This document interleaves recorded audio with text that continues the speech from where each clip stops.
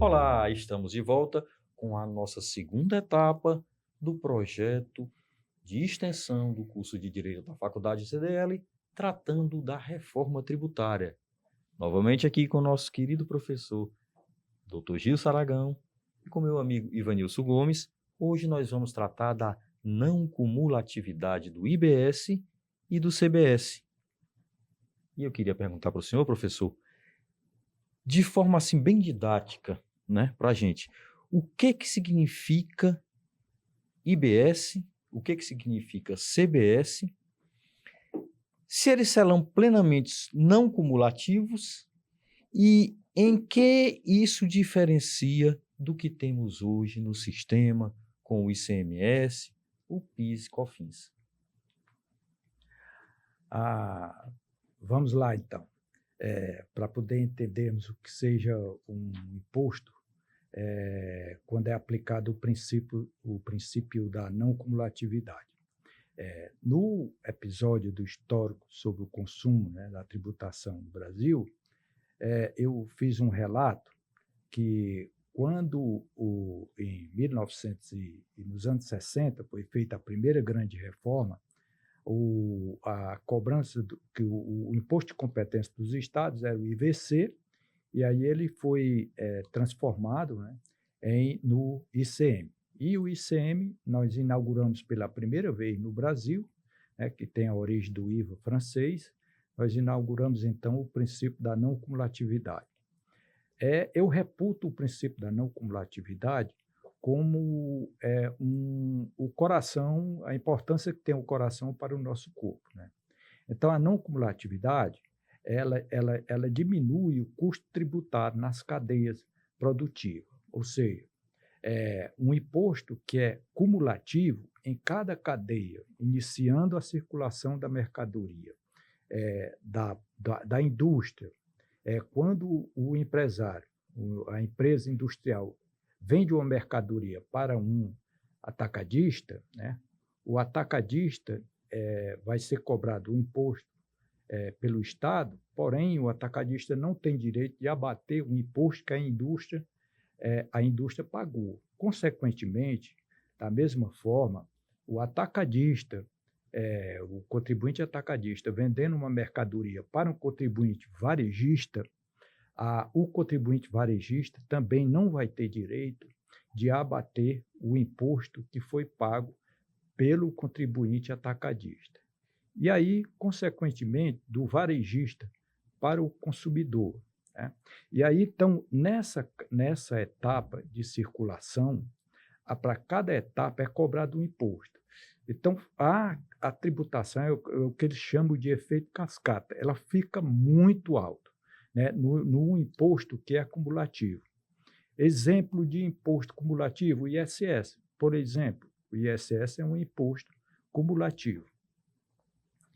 Então, dos anos 60, nós inauguramos aqui, pela primeira vez, o princípio da não cumulatividade. Depois, o ICM, quando foi transformado em ICMS, preservou-se também o princípio da não cumulatividade, né? E agora, com a reforma tributária, eles estão prometendo que a não cumulatividade ela vai ser plena. Eu faço algumas ressalvas. Quando falaram isso, na época da reforma tributária de 1988, também existia essa narrativa que os contribuintes iriam ter direito ao crédito, né, das operações anteriores.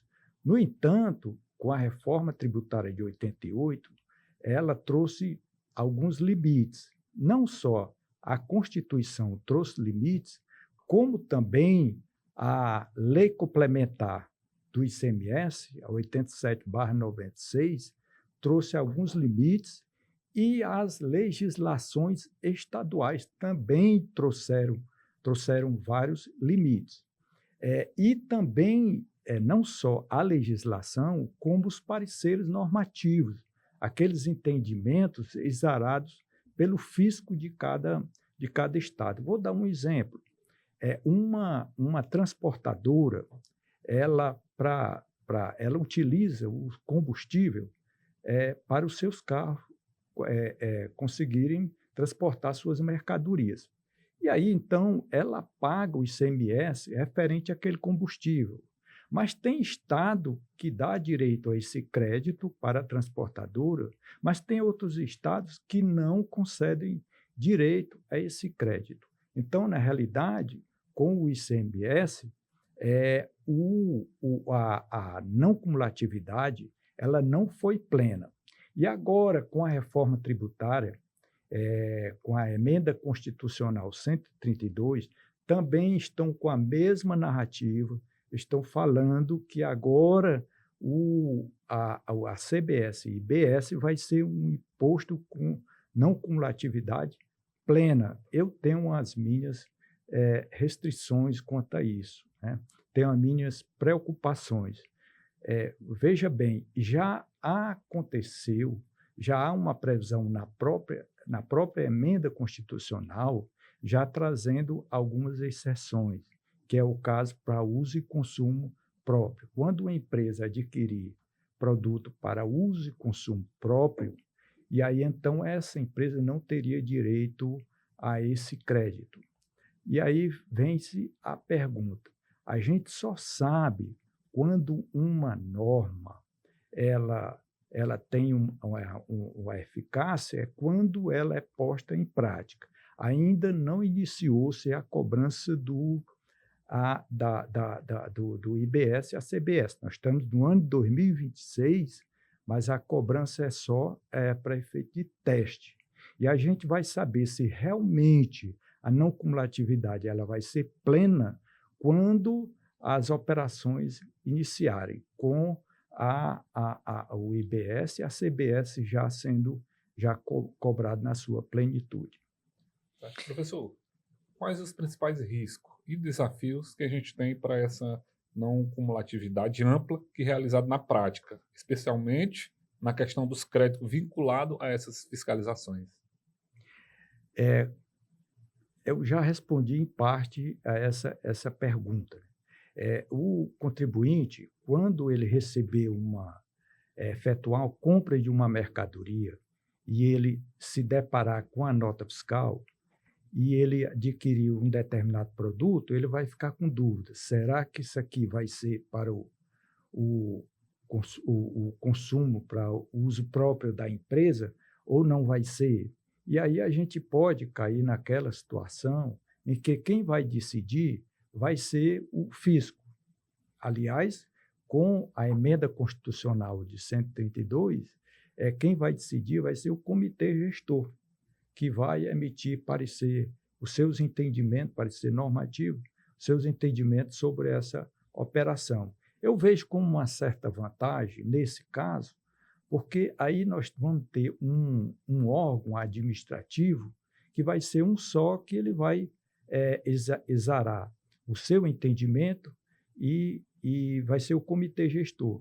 Já no caso do ICMS, por exemplo, e aí era cada estado que emitia seus pareceres normativos. Pelo menos agora nós vamos presenciar uma concentração de decisões administrativas, mas pelo menos no âmbito concentrado, que vai ser no comitê gestor.